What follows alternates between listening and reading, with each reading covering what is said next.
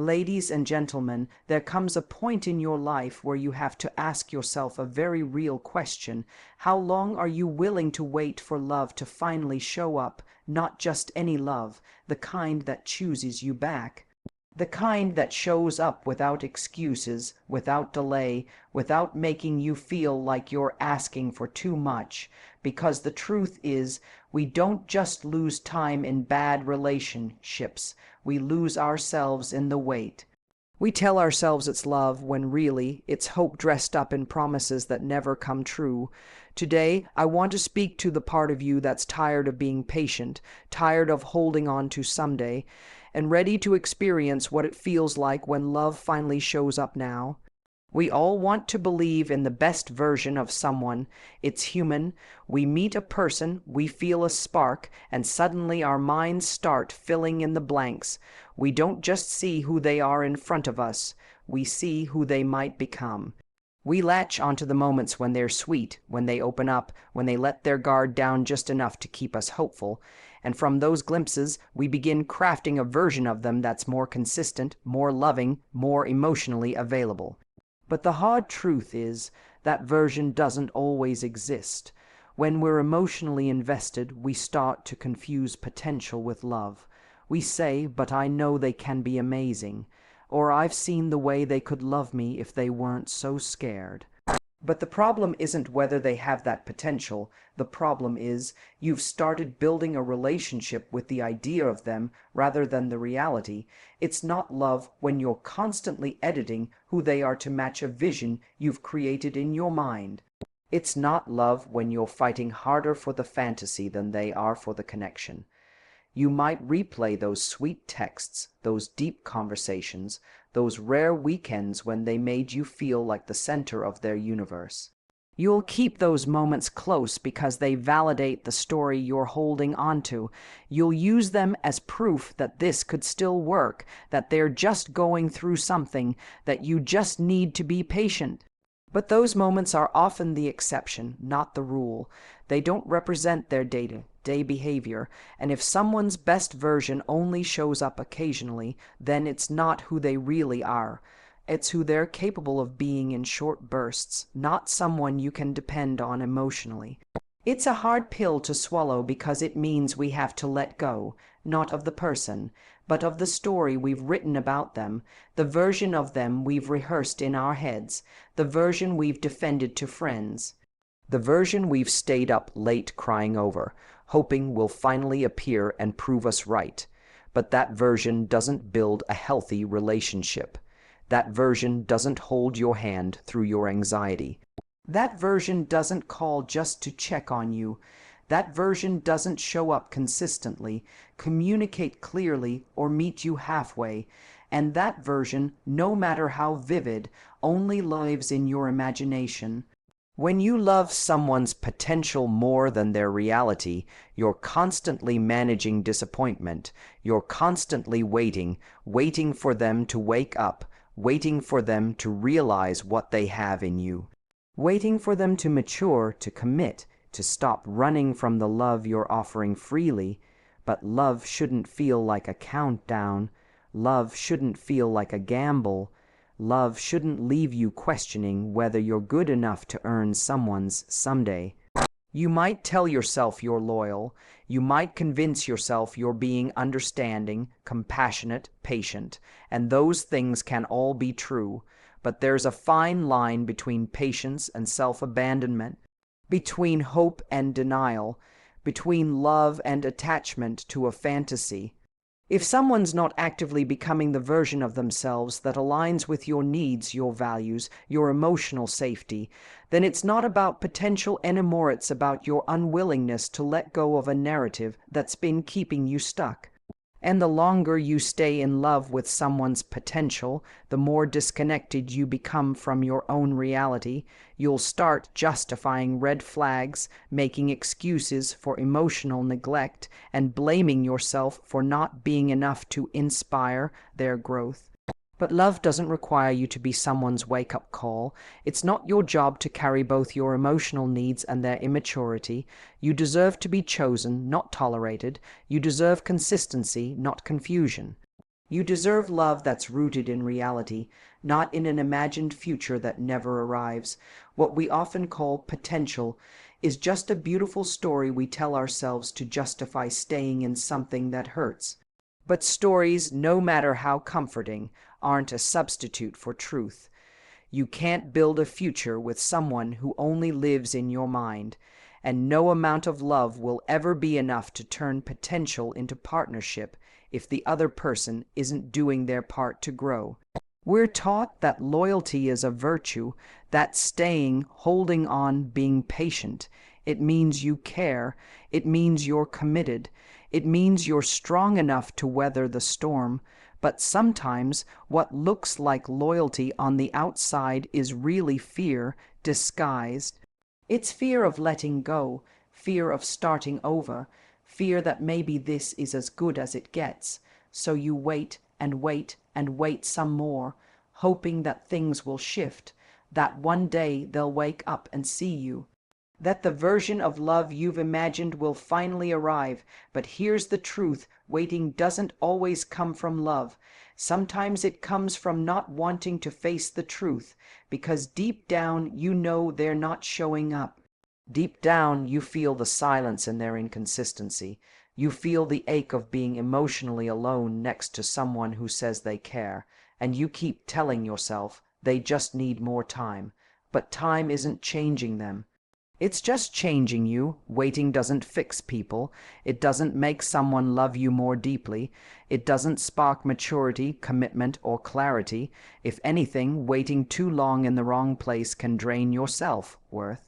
It can start to make you question your standards. You begin to wonder if you're asking for too much when really you're just asking for the bare minimum: presence, respect, honesty, effort.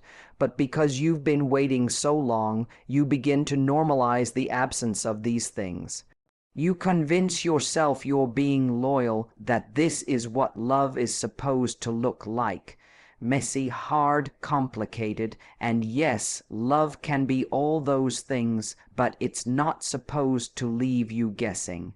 It's not supposed to make you feel like you're chasing someone who keeps pulling away. It's not supposed to make you feel small while you wait for them to grow. And it's certainly not supposed to put your life on hold while they figure out what they want. Sometimes we confuse emotional endurance with emotional strength. But there's a difference between being strong for someone and being stuck because of them.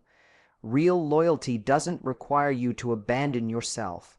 It doesn't require you to stay silent when your needs go unmet. It doesn't ask you to keep showing up for someone who only shows up when it's convenient. Waiting becomes dangerous when it turns into a pattern.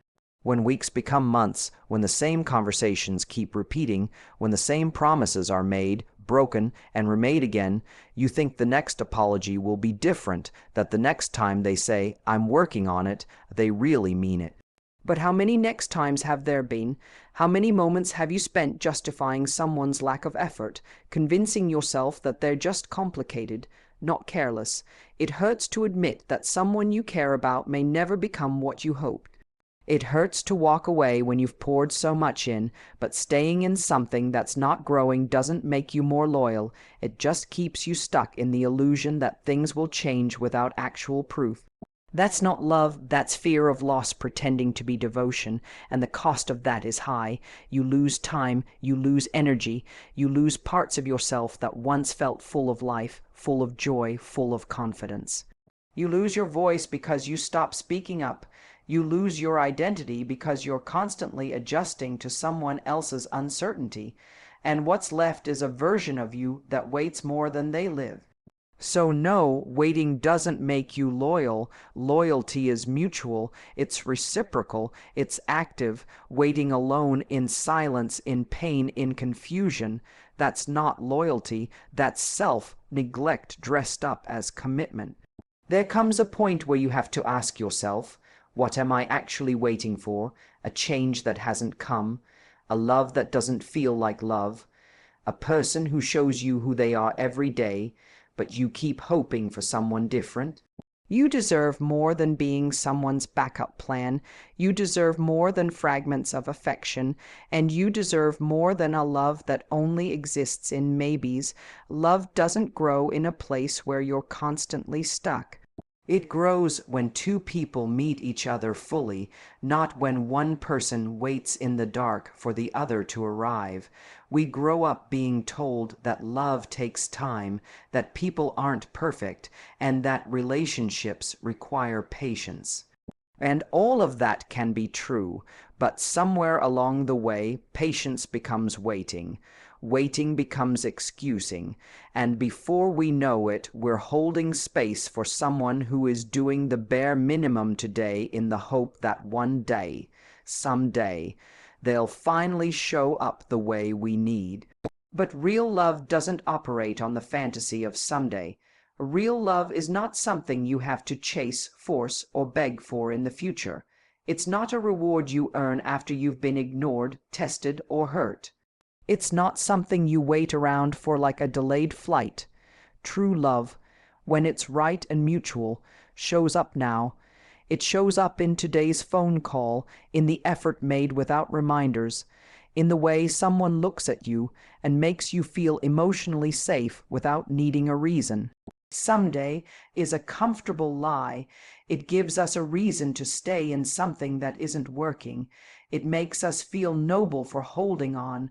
It lets us believe that the struggle we're enduring has a payoff, that one day the person we're pouring into will wake up, realize our worth, and meet us halfway.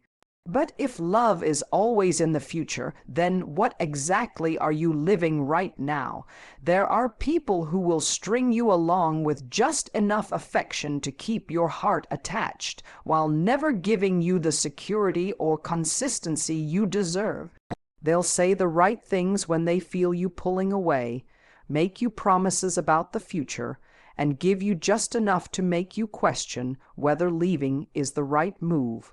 But they're not showing up with real love. They're showing up with just enough attention to keep the illusion alive. If someone truly loves you, you won't need to decode their silence, rationalize their behavior, or write emotional essays in your head explaining why they aren't showing up. You won't have to settle for breadcrumbs of connection while hoping they'll finally give you the full meal. You won't have to keep justifying why they're not calling, not opening up, or not choosing you fully, because when someone is really in it, when someone is emotionally present and available, they don't make you guess. They don't leave you feeling like you're too much for asking to be treated like a priority. The love that's meant for you doesn't need convincing. It doesn't operate on ultimatums. It's not threatened by your standards. And it won't ask you to wait in emotional limbo while someone figures themselves out. That kind of love shows up now in how they communicate, how they make space for your feelings, how they invest time without pressure, and how they give you peace instead of confusion. Too often, we become attached to potential and promises instead of patterns and proof. We hold on to what someone said they'll do instead of what they're actually doing. We make excuses for their avoidance, for their inability to commit, for their mood swings, all because we believe that love is something that will bloom later if only we're patient enough. But love is not a flower you keep watering if it never even sprouted roots. Love without presence is just a promise, and promises don't hold you at night. The hardest part about letting go is accepting that what you're waiting for might never come, but what's even harder is staying in a place where your needs are constantly postponed, where your heart is always one apology or one promise away from being shattered again, where you're surviving off hope instead of being nurtured by real connection.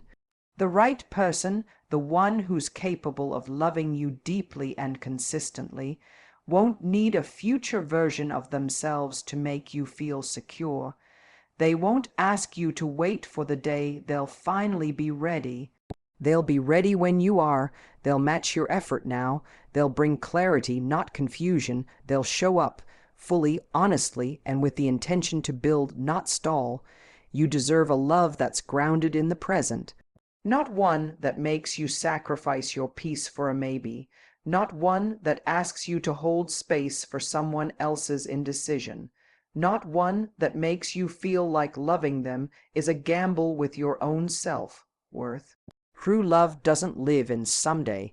True love lives in today, and when it's real, it doesn't wait. So if you've been waiting, holding on to a version of love that only lives in the future, it's time to come back to the present. Look around, look at how you're being treated today. Look at what's real, not what's promised, because the love that's meant for you won't live in delays. It won't make you prove yourself. It will recognize you, value you, and meet you right where you are. Not someday, not later, now.